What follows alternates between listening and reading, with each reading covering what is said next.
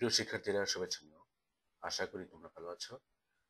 আজকে এইচএসসি বোটানির দ্বিতীয় অধ্যায় কোষ বিভাজনের গুরুত্বপূর্ণ এমসিকিউ গুলো নিয়ে আলোচনা করব, যেগুলো তোমাদের বিভিন্ন পরীক্ষার জন্য, বিশেষ করে এইচএসসি ফাইনাল পরীক্ষা এবং মেডিকেল এবং ইউনিভার্সিটি ভর্তি পরীক্ষার জন্য খুবই ইম্পর্টেন্ট। আমি এখানে বাছাই করে যে প্রশ্নটি এনেছি এগুলোই তোমরা একটু ভালোভাবে দেখে দেখে পড়বে। তাহলে শুরু করা যাক। আজকের প্রথম যে প্রশ্নটা আছে, মাইটোসিস বিভাজনের কোন পর্যায়ে ক্রোমোজোমীয় নৃত্য দেখা যায়? তোমরা দেখতে পাচ্ছ যে এই প্রশ্নটা অনেকবার বিভিন্ন বোর্ডে পরীক্ষাতে আসছে। মাইটোসিস বিভাজনের কোন পর্যায়ে ক্রোমোজোমীয় নৃত্য দেখা যায়? সঠিক উত্তর হলো প্রোমেটাফেজ পর্যায়ে। প্রোমেটাফেজ পর্যায়ে ক্রোমোজোম নৃত্য দেখা যায়। নিচের কোনটিতে ক্রোমোজোম গতিপ্রাপ্ত হয়?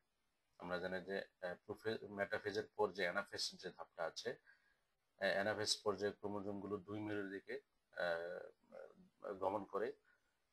এই জন্য এটাকে বলা হচ্ছে ক্রোমোজোম গতিপ্রাপ্ত হওয়া। আর এটা অ্যানাফেজ ধাপে হয়ে থাকে। কোষ বিভাজনের কোন ধাপে ক্রোমোজোম গুলো ভিএলজেআই এর আকার ধারণ করে? ক্রোমোজোম গুলো যখন মেটাফেজ পর্যায়ে শেষে দুই মেরুর দিকে গমন করে, তখন তাদের যে সেন্ট্রোমিয়ার আছে, সেন্ট্রোমিয়ারটা মেরুমুখী হয় আর বাহুগুলো পশ্চাৎমুখী হয়। তখন তাদের আকৃতি ভিএলজেআই এর মতো ধারণ করে। আর এটা হলো অ্যানাফেজ ধাপে হয়ে থাকে। পরের প্রশ্ন, নিম্নের কোন পর্যায়ে কোষ প্লেট তৈরি হয়? আমরা জানি যে কোষ বিভাজন শেষ পর্যায়ে, যেমন টেলোফেজের পরে যখন কোষ দুটো আলাদা হয়ে যাবে, তখন তাদের মাঝখানে একটা কোষ প্লেট তৈরি হয়। এটা সাইটোকাইনেসিস পর্যায়ে হয়ে থাকে। মনে রাখতে হবে সাইটোকাইনেসিস পর্যায়ে। কোনটিতে মিউসিস ঘটে? আমরা জানি যে মিউসিস ঘটে জনন মাতৃকোষে মিউসিস ঘটে। কোন উপধাপে ক্রসিং ওভার ঘটে? এই প্রশ্নটাও খুব ইম্পর্টেন্ট, বিভিন্ন পরীক্ষাতে আসে। প্যাকাইটিন যে উপধাপ আছে, এই প্যাকাইটিন উপধাপে ক্রসিং ওভার ঘটে থাকে। পরের প্রশ্ন, চিত্রে উল্লিখিত প্রক্রিয়ার ফলে কি হয়?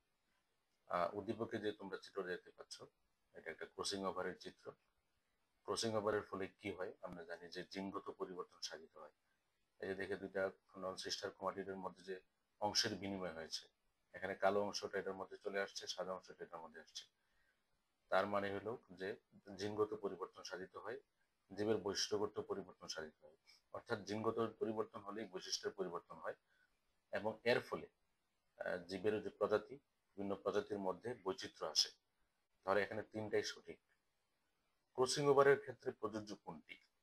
কায়াজমাটার সৃষ্টি হয়। আমরা জানি যে এখানে একটা কায়াজমাটা, এক আকৃতির কায়াজমাটার সৃষ্টি হয়েছে। ক্রোমাটিড অংশের বিনিময় হয়, যে এখানে ক্রোমাটিড এখানটাতে চলে আসছে, এবং জিনের পরিবর্তন ঘটে। ক্রোমাটিড অংশের পরিবর্তন হলে জিনেরও পরিবর্তন ঘটে। তাহলে সঠিক উত্তর এখানে 1, 2, 3। পরের প্রশ্নে চলে যাই। উদ্দীপক চিত্রের আলোকে প্রশ্নগুলো উত্তর দাও। দুটি প্রশ্ন উত্তর দাও। আমরা এখানে একটা ক্রোমোজোম দেখতে পাচ্ছি। ক্রোমোজোমের যে সেন্ট্রোমিয়ারটা আছে, তোমরা একটু খেয়াল করে, যেটা মাঝামাঝিতে নেই, মাঝামাঝি একটু সাইডে।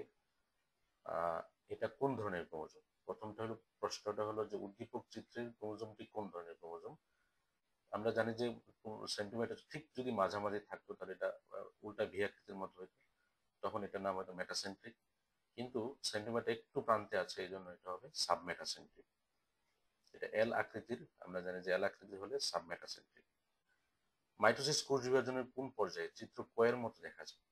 আমরা জানি যে অ্যানাফেজ পর্যায়ে ক্রোমোজোম গুলো যখন মেরুমুখী হয়, মেরুর দিকে চলে, তখন তাদের সেন্টিমিটার থাকে অগ্রগামী আর বাহুগুলো থাকে পশ্চাৎগামী। তখন তাদেরকে ভিএলজেআই এর মতো দেখা যায়, অর্থাৎ ইংরেজি অক্ষর ভিএলজেআই এর মতো দেখা যায়। তো এটা যেহেতু এল আকৃতির, আমরা জানি যে এটা সাবমেটাসেন্ট্রিক, এবং এই যে ঘটনাটা ঘটে, যে পর্যায়ে ঘটে, এটা হলো অ্যানাফেজ পর্যায়ে। তার মানে মাইটোসিসের কোষ বিভাজনের অ্যানাফেজ পর্যায়ে কিন্তু ক্রোমোজোমকে গুলোকে ভিএলজে এর মতো দেখা যায়। পরের প্রশ্ন, এখানে তোমরা সেল সাইকেলটা দেখতে পাচ্ছ। সেল সাইকেল, এটা থেকে একটা উদ্দীপক হয়েছে। এই সেল সাইকেল থেকে উদ্দীপক হয়, কোনো না কোনো বছর একটা উদ্দীপক তৈরি হয়। তো তোমরা একটু ভালো করে সেল সাইকেলটা একটু পড়ে নিবা। উদ্দীপকের উতে নিচের কোনটি সংগঠিত হয়? এখানে উ আছে, উতে কোনটা সংগঠিত হয়? আমরা একটু জেনে নিই যে M N O P Q এটা কি। এম যদি বলি আমরা প্রোফেজ, এনটাকে বলবো প্রোমেটাফেজ, ও কে বলবো মেটাফেজ, পি কে বলবো অ্যানাফেজ এবং কিউ কে বলবো টেলোফেজ। তো উদ্দীপকের উতে কোনটি সংঘটিত হয়? আমরা জানি যে উটা হলো মেটাফেজ, মেটাফেজে কি হয়? মেটাকাইনেসিস ঘটে। মেটাকাইনেসিস হলো যে ক্রোমোজোমগুলো যে বিষুবীয় অঞ্চলে অবস্থান করে সেটাকে বলা হচ্ছে মেটাকাইনেসিস। উদ্দীপকের চিত্রটির চক্রটির ক্ষেত্রে নিচের কোনটি সঠিক? এটা একটা সেল সাইকেল আমরা জানি। আমরা একটু পরে নিয়ে কি বলছে, এটির অস্বাভাবিকতা জীবদের স্বাভাবিক বৃদ্ধিকে ব্যাহত করে। হ্যাঁ, সঠিক। কারণ সেলস ডিভিশন অর্থাৎ সেল সাইকেলটা ঠিক মতো যদি না হয়, অস্বাভাবিক হয়, তাহলে উদ্ভিদের যে স্বাভাবিক বৃদ্ধি সেটা ব্যাহত করবে। এ1 দশায় সাইক্লিন প্রোটিন তৈরি হয়। এই যে এখানে একটা এ1 দশা আছে, জি দশা, তারপর আছে এ2 দশা। এ1 দশায় সাইক্লিন তৈরি হয়, এটা সঠিক। এটি যে কোনো ধরনের কোষ বিভাজনে দেখা যায়, সঠিক নয়। এটা শুধু উদ্ভিদ কোষে অর্থাৎ কোষগুলোতে আমরা দেখতে পাই কোষ বিভাজনটা। উদ্ভিদ এবং প্রাণী কোষে দেখা যায়, তবে এটা সব ধরনের কোষে এটা দেখা যায় না। সঠিক উত্তর হলো 1 এবং 2। পরের প্রশ্ন, আমরা এটা হাসানের বই থেকে এই প্রশ্নটা নেওয়া হয়েছে। আহ, উন্নত জাতের ফসলি উদ্ভিদ ইরি উৎপাদনে কোষ বিভাজনের ভূমিকা রয়েছে। উন্নত জাতের ফসলি উদ্ভিদ ইরি উৎপাদনে কোষ বিভাজনের ভূমিকা রয়েছে। উদ্দীপকের উদ্ভিদটি উৎপাদনে কোষ বিভাজনের কোন পর্যায়ের ভূমিকা রয়েছে? আমরা যদি একটু উদ্দীপকটা খেয়াল করে বলা হয়েছে যে উন্নত জাতের ফসলি উদ্ভিদ। তো উন্নত জাতের ফসলি উদ্ভিদ তৈরি করতে গেলে ক্রসিং ওভারের প্রয়োজন হয়, অর্থাৎ ক্রসিং ওভারের ফলে কিন্তু জিনের পরিবর্তন সাধিত হয় এবং প্রজাতির মধ্যে বৈচিত্র্য আসে। হ্যাঁ, তারপর ফসলের উন্নত জাত তৈরি করা যায় এবং সেটা কিন্তু কোষ বিভাজনের প্যাকাইটিন দশায় ঘটে থাকে, ক্রসিং ওভারটা। মূলত এখানে ক্রসিং ওভারটাকে বোঝানো হয়েছে, তো ক্রসিং ওভারটাই প্যাকাইটিন দশায় হয়ে থাকে। উদ্দীপকের উদ্ভিদটি উন্নত কেন? আমরা জানি যে যেহেতু আমরা ক্রসিং ওভারের গুরুত্বের মধ্যে পড়েছি যে ফসলের জাত উন্নত করার জন্য ক্রসিং ওভারের গুরুত্ব রয়েছে। তো উন্নত জাতের ফসল উদ্ভিদ এর উৎপাদন যেহেতু ক্রসিং ওভারের ফলে হয়েছে, অর্থাৎ উন্নত জাত তৈরি হয়েছে একটা ফসলের, সুতরাং এটা হয়েছে ক্রসিং ওভারের জন্য, এটাই সঠিক। পরের প্রশ্ন, নিচের কোনটিতে ক্রোমোজোম গতিপ্রাপ্ত হয়? নিচের কোনটিতে ক্রোমোজোম গতিপ্রাপ্ত হয়? আমরা জানি যে অ্যানাফেজ, একটু আগে আমি বলেছি অ্যানাফেজ পর্যায়ে ক্রোমোজোম গুলো মেরুমুখী যখন গমন করে, অর্থাৎ একটা একটা গতি পায়, সে মেরুর দিকে চলা শুরু করে, আর এটা অ্যানাফেজ পর্যায়ে হয়ে থাকে। প্রোফেজ একের কোন উপপর্যায়ে নিউক্লিয়ার মেমব্রেনের অবলুপ্তি ঘটে? প্রোফেজ একের ডায়াগনোসিস পর্যায়ে নিউক্লিয়ার মেমব্রেনটার বিলুপ্তি ঘটে। কোন প্রক্রিয়ায় নিউক্লিয়াসের বিভাজন ঘটে? আমরা জানি যে কেরিওকাইনেসিস, অর্থাৎ নিউক্লিয়াসের বিভাজনকে বলা হয় কেরিওকাইনেসিস। সুতরাং কেরিওকাইনেসিস প্রক্রিয়ায় নিউক্লিয়াসের বিভাজন ঘটে। আর সাইটোকাইনেসিস প্রক্রিয়ায় সাইটোপ্লাজমের বিভাজন ঘটে।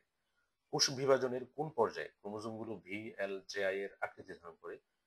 আমি একটু আগে বলেছি যে অ্যানাফেজ পর্যায়ে ক্রোমোজোমগুলো যখন মেটাফেজ শেষে অ্যানাফেজ পর্যায়ে যখন ক্রোমোজোমগুলো মেরুর দিকে গমন করে ক্রোমাটিড ভেঙে, অর্থাৎ সেন্ট্রোমিয়ার বিভাগ হয়ে, তো অ্যানাফেজ পর্যায়ে ক্রোমোজোমগুলো মেরুর দিকে যায়, সেন্ট্রোমিয়ার থেকে মেরুমুখী আর বাহুগুলো থেকে পশ্চাৎমুখী। তো এই গমন করার সময় তাদেরকে ভি এল জে এর মতো দেখায়। মাইটোসিসের কোন পর্যায়ে ক্রোমোজোমগুলো বিষুবীয় অঞ্চলে অবস্থান করে? আমরা জানি যে বিষুবীয় অঞ্চলে অবস্থান করে মেটাফেজ পর্যায়ে ক্রোমোজোমগুলো বিষুবীয় অঞ্চলে অবস্থান করে, আর এটাকে বলা হয় মেটাকাইনেসিস। পরের প্রশ্ন, ইন্টারফেজ দশায় কোনটি ঘটে? ইন্টারফেজ দশায় আমরা জানি যে কোষ বিভাজনের কোষচক্রের দুটি অংশ আছে। একটা হলো বিভাজন পর্যায়, আরেকটা হলো ইন্টারফেজ পর্যায়, অর্থাৎ ইন্টারফেজ দশা এবং বিভাজন দশা। ইন্টারফেজ দশায় কোনটি ঘটে? আমরা জানি যে ইন্টারফেজ দশায় ডিএনএ প্রতিলিপন ঘটে, মাইক্রোটিউবিউলস সৃষ্টি হয়, এডিপি তৈরি হয় না। এখানে এটিপি তৈরি হয়, যদি এটিপি বলতো তাহলে এটা সঠিক হতো, কিন্তু এটা সঠিক নয়। তাহলে সঠিক হলো 1 এবং 2 ক। ক্রসিং ওভারের ক্ষেত্রে প্রযোজ্য লিঙ্কড জিনসমূহের মধ্যে নতুন সমন্বয় ঘটে, এক্স আকৃতির কাইজোমাটা সৃষ্টি হয় এবং এটা থমাস মর্গান এটি আবিষ্কার করেন। নিচের কোনটি সঠিক? আমরা যদি একটু খেয়াল করি যে ক্রসিং ওভারের ক্ষেত্রে কি হয়ে থাকে, আমরা উত্তরটা পাবো। আমরা যদি দেখি যে লিঙ্কড জিনসমূহের মধ্যে নতুন সমন্বয় ঘটে, হ্যাঁ সঠিক এটা। তারপরে এক্স আকৃতির কাইজোমাটা সৃষ্টি হয়, একটু আগে আমি দেখিয়েছি, এটাও সঠিক। এবং থমাস মর্গান এটা আবিষ্কার করেন। ক্রসিং ওভার থমাস মর্গানটি প্রথম আবিষ্কার করেন। তাহলে এখানে দেখা যাচ্ছে যে তিনটা উত্তরই সঠিক। তাহলে সঠিক উত্তর দাঁড়াচ্ছে ঘ, 1, 2 এবং 3। দেহে ক্যান্সার সৃষ্টিকারী কার্সিনোজেনিক এজেন্ট হলো অতিবেগুনী রশ্মি, অতিবেগুনী আলোক রশ্মি, সিগারেটের ধোঁয়ার বিদ্যমান তার, এক্স রে। নিচের কোনটি সঠিক? আমরা একটু খেয়াল করি যে অতিবেগুনি আলোক রশ্মি এটা সরাসরি যদি মানুষের দেহে পড়ে এটা ক্যান্সার তৈরি করে, চর্ম ক্যান্সার তৈরি করে, এবং সিগারেটের ধোঁয়ার যে টার আছে সেটাও ক্যান্সার তৈরি করে। তাহলে সঠিক উত্তর হলো 1 এবং 2।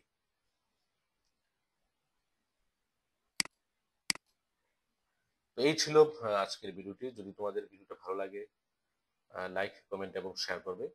আমার এই চ্যানেলে প্রত্যেকটি অধ্যায়েরই এমসিকিউ, খুব ইম্পর্টেন্ট এমসিকিউ গুলো আছে, যেগুলো এইচএসসি ফাইনাল পরীক্ষা এবং মেডিকেল, ডেন্টাল, ইউনিভার্সিটি ভর্তি পরীক্ষার জন্য খুবই ইম্পর্টেন্ট।